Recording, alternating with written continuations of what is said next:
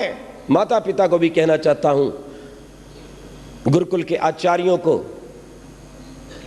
विद्यालयों के प्राचार्यों को मैं कहना चाहता हूं, और यहां बैठे हुए युवक और युवतियों को कहना चाहता हूं, यदि आप स्वस्थ, सुंदर, बलवान बनना चाहते हो, निरोग बनना चाहते हो, बिस्मिल भगत सिंह आजाद के समान यदि अपने भारत की रक्षा करना चाहते हो, तो आज से एक नियम बना लो कि प्रत्येक कन्या को आप बहन कहेंगे और प्रत्येक कन्या दूसरे लड़के को भाई कहेगी। भाई और बहन कहने में ही रोग चले जाते हैं और पवित्रता आ जाती है। करके देखिए, और इसी का प्रयोग कार्यालयों में कीजिए।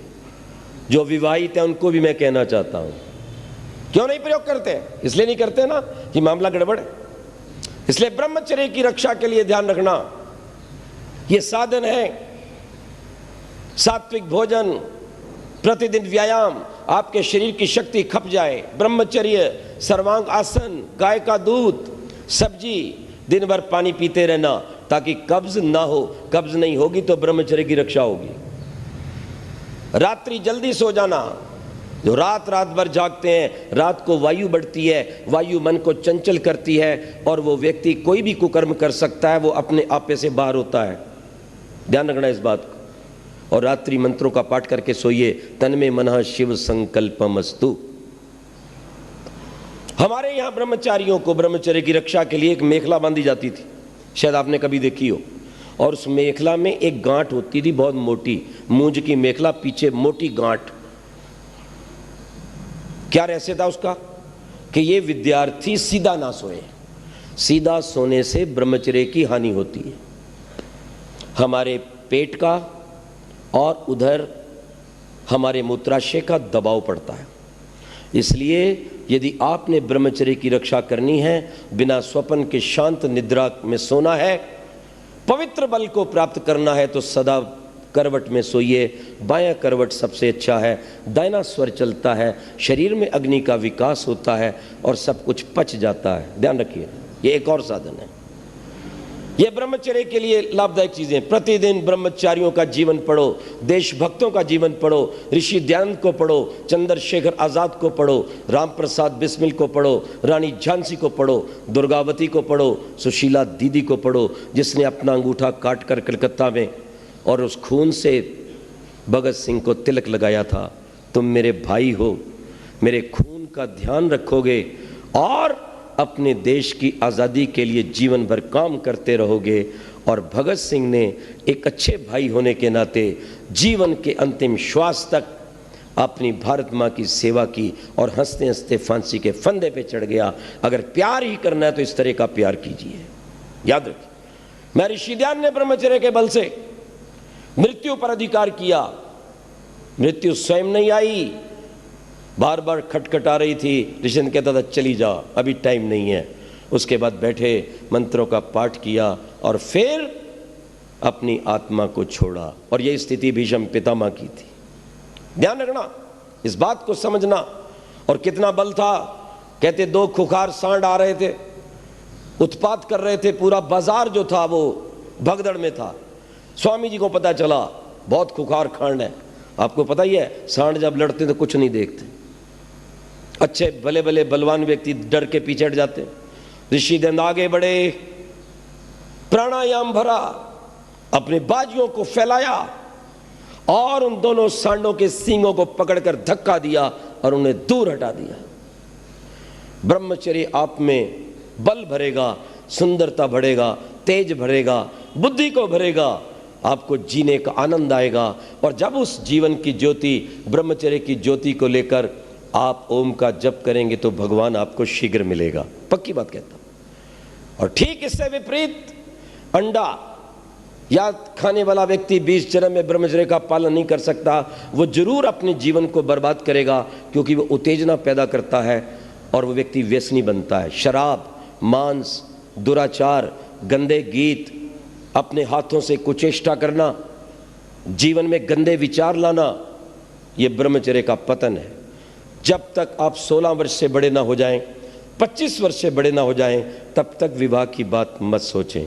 और सोचें तो इस विचार को लेकर सोचें, मैंने जो जीवन में तप किया है मैंने जो विद्या प्राप्त की है, मैंने जो संयम किया है, इसके द्वारा अगर मैं इसका प्रयोग करूंगा तो अपने देश के लिए अच्छी बलवान सुंदर संतान दूंगा जो अपने देश को स्वतंत्र करवा सके, अन्यथा मैं अपने शरीर की शक्ति को बर्बाद नहीं होने दूंगा। हमेशा इस बात को भूलो। इसलिए भगवान वेद में कहता है अश्मा भवतु नस्तनु। आइए हम इस विषय को समाप्त करते हैं और अंत में ये कहना चाहते हैं, जिनको रोग है किसी भी प्रकार का, शारीरिक गुप्त रोग है, चाहे वो लकोरिया है, श्वेत प्रदर है, रक्त प्रदर है, स्वपन दोष है, धातु विकार है, उसके लिए अमृत तुल्य भगवान ने हमें एक औषधि दी है जिसका नाम है आंवला। आज से यदि आप ब्रह्मचर्य की रक्षा चाहते हो, शरीर को सुंदर तेजस्वी बनाना चाहते हो, चाय को एक झटके में बंद कर दो, लाल मिर्च बंद कर दो, आंवले को छोड़कर शेष खटाई को बंद कर दो, आंवले का चूर्ण बनाओ मिश्री मिलाकर और दिन में 2-3 बार, अगर गर्मी है तो आप उसका सेवन पानी के साथ करें, अगर सर्दी है तो आप दूध के साथ भी कर सकते हैं, हल्के पानी से सर्व कर सकते हैं। ब्रह्मचर्य की रक्षा के लिए आप सर्वांगासन अनिवार्य रूप से करो, पूरे शरीर की रक्षा करेगा और आपके चेहरे को तेजस्वी और आपकी बुद्धि को सूक्ष्म माइक्रोस्कोपिक बनाएगा। सायंकाल प्रतिदिन बाह्य कुंभक प्राणायाम कीजिए। आर्य समाज में आइए, आर्य समाज में हमारे जो लोग हैं, विद्वान हैं, पुरोहित हैं, सदस्य हैं, वो सब आपको ये बातें बता सकते हैं। रविवार को आइए, यहाँ पर बैठिए, यज्ञ कीजिए, जीवन में ज्योति को प्राप्त कीजिए, संसार को प्रकाशित कीजिए, कीड़े मकोड़े की तरह मत मरिए। जिंदगी उसी की है जिसका दुनिया नाम जपती है। अरे जिंदगी यूं तो कुत्ते और बिल्ली की भी कटती है, अच्छा है कुछ काम करना, देश धर्म का इस नाव में, नाव खाली हो तो मझधार में पलटती है। कुछ शंकाएं, 1-2 जो बहुत आवश्यक हैं, जिन्होंने हमारे विद्यार्थियों को भ्रष्ट किया है। पहली बात, ब्रह्मचर्य की हानि से कोई हानि नहीं, जैसे रोटी खाते हैं वैसे ये काम है। मैंने कहा महामूर्ख, ये रोटी वाला काम नहीं है। रोटी शरीर की आवश्यकता है, वो शरीर में बल बढ़ता है, तेज बढ़ता है, खून बढ़ता है, और इससे कोई चीज़ बढ़ती नहीं। इससे चेहरा जो है धूमल हो जाता है, पाचन क्रिया बिगड़ जाती। जो व्यक्ति ब्रह्मचर्य की हानि करता है, चाहे विद्यार्थी है, चाहे गृहस्थ है, चाहे वो वृद्ध है, पहला काम वो करेगी, उसके चेहरे को बर्बाद कर देगी। दूसरी बात, उसकी भूख कम हो जाएगी। तीसरा काम, उसे बार बार बुखार होगा। चौथा काम, उसे बार बार सर्दी लगेगी और जुकाम होने लग जाएगा। पांचवा काम, वो पाइल्स का रोगी होगा। लिख लेना मेरी इन बातों को, मैं दावे के साथ कहता हूं, क्योंकि जो आप खाते हैं वो गाड़ी का तेल है, पेट्रोल है, डीजल है, परंतु एक होता है इंजन ऑयल जिससे गाड़ी चलती है, और अगर इंजन ऑयल समाप्त हो जाए तो इंजन सीज्ड हो जाता है। और इस गाड़ी के लिए जो पानी पीते हैं, दूध रोटी खाते हैं, ये तो है इसकी खुराक, लेकिन इसकी जान जो है, इसका जो आधार है वो है ब्रह्मचर्य। जो इंजन की खुराक है वो ब्रह्मचर्य है। देखो, एक व्यक्ति रक्त देता है, रक्त देने के बाद बैठो भाई बैठो, इसको जूस पिलाओ, इसको दूध पिलाओ, पिलाते हैं कि नहीं? अरे महामूर्ख, उस रक्त से भी 100 गुना अधिक मूल्यवान तत्व हमारे शरीर का ये WRC है। याद रखना, WC, व्हाइट कॉर्पोरल्स, वो ज्यादा मूल्यवान है हमारे शरीर का रज और वीर्य। अगर रक्त देने के ऊपर ध्यान दीजिएगा, जूस चाहिए, तो जो व्यक्ति अपने शरीर की शक्ति को व्यय करता है, जो गृहस्थ अच्छी संतान के लिए अपनी शक्ति का व्यय करते हैं, आयुर्वेद उठा के देखिए क्या लिखा है, वो उसके तुरंत पश्चात दूध पिएं, इलायची डालें, उसमें पौष्टिक पदार्थ डालें कि जो शरीर की शक्ति क्षीण है वो पूर्ण हो जाए। मैं देश के विद्यार्थियों को कहना चाहता हूं, अगर कोई मूर्ख, नादान नेता, डॉक्टर, अभिनेता तुम्हें गंदी शिक्षा दे तो उसको नकार देना, और ऋषियों की परंपरा पे चलना जिन्होंने ब्रह्मचर्य के द्वारा संसार के अंदर अपना नाम किया और लंबी आयु पाई है। ध्यान रखना इस बात को। इसलिए मैं कहना चाहता हूं, उस रक्त से भी ज्यादा कीमती हमारे शरीर का रज और वीर्य है। ध्यान दो इस बात की ओर। कुछ लोग कहते हैं इससे कुछ फर्क नहीं पड़ता। ध्यान देना, तितलियां जब संसार की वृद्धि करती हैं, परस्पर जुड़ती हैं, तो मृत्यु का शिकार हो जाती हैं। आज के दिन गहराई से देखिए, जितने आपके हृदय रोग हैं, जितनी शुगर की बीमारी है, ध्यान देना, इन सब का एक मौलिक कारण है ब्रह्मचर्य की हत्या की संयम कोई नहीं करवा रहा। इसलिए ऋषि ध्यान ने कहा था गृहस्थ आश्रम में होते हुए भी अगर संयम और ऋतुगामी है तो ब्रह्मचारी के तुल्य है। मैं अपने भाइयों को, बहनों को, विद्यार्थियों को यही कहना चाहता हूं, अगर जीवन का, धरती का सुख लेना है और शक्ति को अपनी मुट्ठी में बंद करना है तो ब्रह्मचर्य का पालन करो। कौन कितना सुंदर है, कौन कितना, किसका चित्र कितना सुंदर है, जितना उसका चरित्र सुंदर है। ध्यान दीजिएगा इस बात को। इसी ब्रह्मचर्य को आज केवल हमारे ऋषि नहीं, विदेशी डॉक्टरों ने भी माना है और उसे जीवन का प्लाज्मा कहा है, जिसके ऊपर ये शरीर खड़ा है, जो विद्युत शक्ति देता है, जो अंदर से चार्ज करता है पूरी बॉडी को। आज जो इतने भयंकर रोग आए हैं, ये आए इसलिए हैं कि ब्रह्मचर्य को विनष्ट किया जाता है। ईश्वर की अपार कृपा हो आप पर।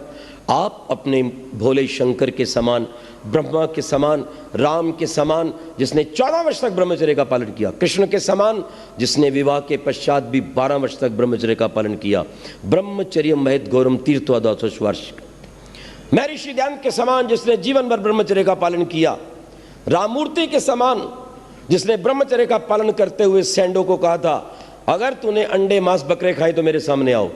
कहते हैं 2 मुक्के मारे थे सैंडो ने राममूर्ति को। राममूर्ति दयानंद का अनुयायी था, उसने 2 मुक्के खा लिए, प्राणायाम भरा, कुछ नहीं हुआ। उसने कहा तैयार हो जा मेरे बेटे, आ रहा है भारत का मुक्का, गाय के दूध का मुक्का, प्राणायाम का मुक्का, ये गेहूं का मुक्का, गाय के घी का बना मुक्का आ रहा है। कहते एक मुक्का जब मारा सैंडो को तो मुंह होकर के और जाकर के वो चित्त हो गया धरती के ऊपर। लोगों ने हाहाकार कर दिया, बस बस बस अब नहीं, अब नहीं। तो बोले दूसरा कौन खाएगा, मैंने 2 खाए हैं। ये है ब्रह्मचर्य की ताकत। इसलिए मेरे अपने देश के युवकों और युवतियों को कहना चाहता हूं, ब्रह्मचर्य के बल पर हमारे देश के वीरों ने, बिस्मिल भगत सिंह आजाद ने इस देश को आजाद करवाया। वो फांसी को देखकर भी व्यायाम, प्राणायाम करते थे। आज ये प्रतिज्ञा करके जाओ, यहां पर प्रतिदिन सूर्य से पहले उठेंगे, क्योंकि सूर्य के पश्चात ब्रह्मचर्य की हानि होती है। सदा अच्छे विचार रखेंगे, एक क्षण भी व्यर्थ नहीं गवाएंगे, दिन में नहीं सोएंगे। जो दिन में सोएगा वो रात को बच नहीं सकता गिरने से, उसको नींद गहरी नहीं आएगी। इसलिए दिन में नहीं सोएंगे, दिन भर काम करेंगे, व्यायाम करेंगे, अपने जीवन को बलवान करेंगे और अपने देश की शान बनेंगे, जिससे कि आपका देश महान हो, सोने की चिड़िया फिर से ये बन जाए, विश्व का गुरु बन जाए। और जितना आतंकवाद है आपके ब्रह्मचर्य चरित्र के बल से यहां से हट जाए और भारत पुनः विश्व का सम्राट बन जाए। प्रभु से मेरी ऐसी प्रार्थना है, हम उसके आदेश का पालन करते हुए अपने जीवन को संयमी बनाएं, पवित्र बनाएं, चरित्र से युक्त बनाएं, सदा शाकाहारी पवित्र पावन भोजन करके और उस प्रभु के आनंद को पाएं। ओम शांति शांति।